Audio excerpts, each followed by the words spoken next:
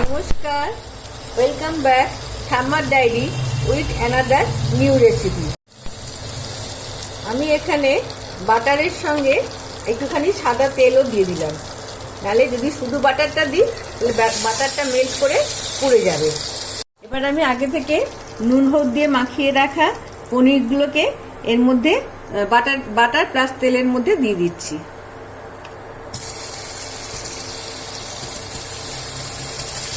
এই দেখুন, এবার আমি পনিরগুলোকে নামিয়ে নেব। পনিরগুলো কিন্তু আমি হালকা হালকা সেকে নিয়েছি, আবার ইচ্ছা করলে আপনারা কাঁচাও দিতে পারেন সেটা। এবার দেখুন, এই যে তেলটা বেঁচে গেছে পনির ভেজে, সেই তেলটার মধ্যে আমি দিয়ে দিলাম অনেকগুলো গোলমরিচ আর হচ্ছে লবঙ্গ। লবঙ্গ কিন্তু এখানে দিয়েছি 4টে, লবঙ্গ আমি বেশি দিইনি, গোলমরিচটা একটু বেশি দিয়েছি। এই যে এবার বুঝতে পারছেন ফটফট করে ফুটছে, অনেক গোলমরিচ লবঙ্গ সব ভাজা হয়ে গেছে। এবার আমি আগে থেকে কুচি করে রাখা একটা পেঁয়াজ আমি এর মধ্যে দিয়ে দিলাম। এই দেখুন, পেঁয়াজগুলো আমি হালকা করে ভেজে নিয়েছি। এবার আমি দেব আগে থেকে কুচি করে রাখা খানিকটা আদা আর এই 5-6 খাওয়া রসুন। এবার এগুলো আমি সুন্দর করে ভেজে নেব। এই সময় আমি ফ্লেমটা কিন্তু স্লো করে দিচ্ছি। আমার এখানে 200 গ্রাম পনির আছে, তার জন্য আমি একটা মাঝারি সাইজের পেঁয়াজ কুচিয়ে নিয়েছি, আর এই 1.5 ইঞ্চি পরিমাণ আদা কুচিয়ে নিয়েছি, আর 4টে মতো রসুন দিয়েছি, 10-12টা গোলমরিচ দিয়েছি, আর 4টে লবঙ্গ দিয়েছি। দিয়ে এবার সবকে খুব ভালো করে আমি এখন ভেজে নিচ্ছি। এবার আমি এর মধ্যে দিয়ে দিচ্ছি বেসন। বেসনটা না দিলে পারে না, ঝোলটা ঠিক গাঢ় মাখা মাখা হবে না। বেসনটাকে আমি খুব সুন্দর করে ভেজে নেব।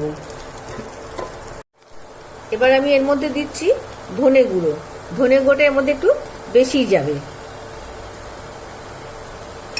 এখানে ধনে গুঁড়ো দিয়েছি 1.5 চামচ, আর জিরে গুঁড়োটা একটু কম, এই 1 চামচ মতন দিলাম। তার মধ্যে আমি দিয়ে দিলাম কাশ্মীরি মির্চ, এই 2 টেবিল সমান। এবারটাকে খুব ভালো করে ভাজবো।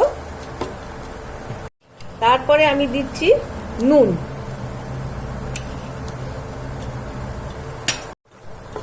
এবার এগুলো সব সুন্দর করে এখন আমি মিশিয়ে নিচ্ছি। হয়ে গেছে সব ভাজা।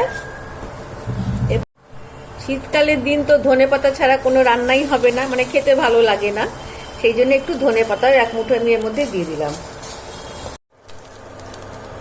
দেখুন তেলটা গরম হয়ে গেছে। আমি এর মধ্যে আগে থেকে কেটে রাখা চৌকো চৌকো কেটে রেখেছি ক্যাপসিকামগুলো দিয়ে দিলাম। আমার কাছে সবুজ রঙের ক্যাপসিকামই ছিল, তাই আমি সেটাই দিয়েছি। এবার ক্যাপসিকামগুলোকে আমি একটু নেড়ে নিচ্ছি। ওদিকে আমি যে একটা মশলা ভেজেছিলাম সেটাকেও আমি মিক্সিতে ব্লেন্ড করে নিয়ে চলে এসেছি।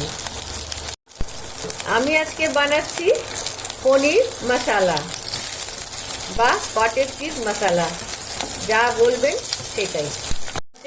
পনির ভুনা মশালা, যেহেতু মশলাগুলো সব এখানে ভেজে তারপরে গুঁড়ো করা হয়েছে, সেজন্য নাম হচ্ছে পনির ভুনা মশালা।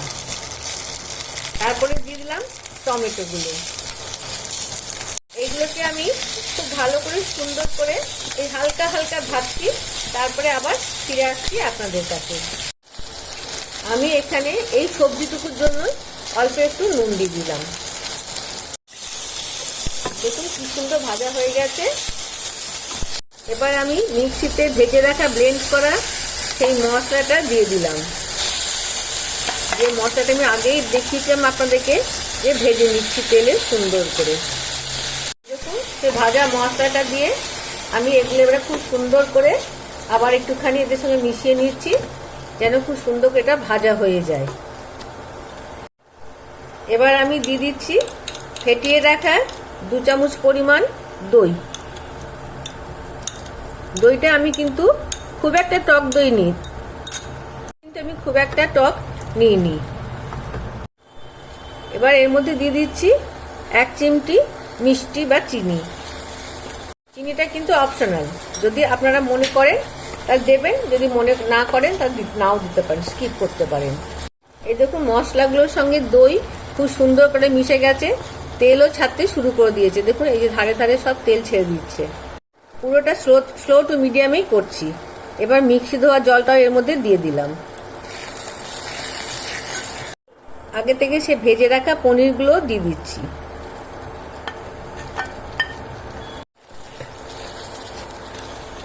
পনিরগুলো খুব সুন্দর করে মিশিয়ে নিয়ে এই সবটাই স্লো ফ্লেমে হবে, দিয়ে এখন আমি ঢাকা দিয়ে দেবো। আমি ঢাকা দিয়ে দিচ্ছি মিনিট 5 জন্য, ফিরে আসছি তারপর। পনির মশলা রেডি। এবার এটাকে আমি একটু সার্ভ করে দিচ্ছি।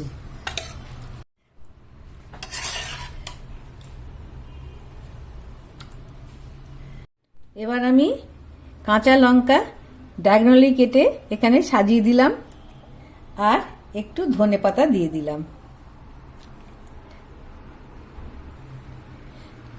এবার দেখুন কেমন লাগছে আমার এই ডিশটিকে। আমার এই পনির ভুনা মশলা আপনার যে কোনো রুটি, পরোটা, লুচি, তারপরে গিয়ে পোলাও, ফ্রাইড রাইস সবের সঙ্গেই খেতে পারবেন। আমি এখানে বাড়িতে থাকা ইনগ্রেডিয়েন্টস ব্যবহার করেছি, যেগুলো অতি সহজেই আমাদের হাতের কাছে পাওয়া যায়।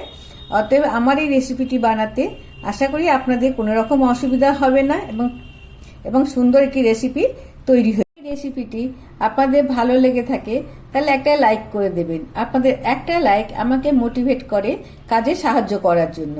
যদি আর একটু ভালো লাগে তাহলে বন্ধু বান্ধব আত্মীয় স্বজন সবাই সঙ্গে একটু প্লিজ শেয়ার করে দেবেন। সাবস্ক্রাইব করে পাশে রাখার বেল আইকনটিকে প্রেস করে দেবেন, তাহলে আমি যখনই এরকম কোনো ভালো রেসিপি আনি বা কোনো ট্রাভেল ব্লগ আনি সবার আগে আপনার কাছে নোটিফিকেশনটি যাবে। ততক্ষণ আপনারা ভালো থাকুন, সুস্থ থাকুন। দেখা হচ্ছে আবার আগামীতে। টাটা।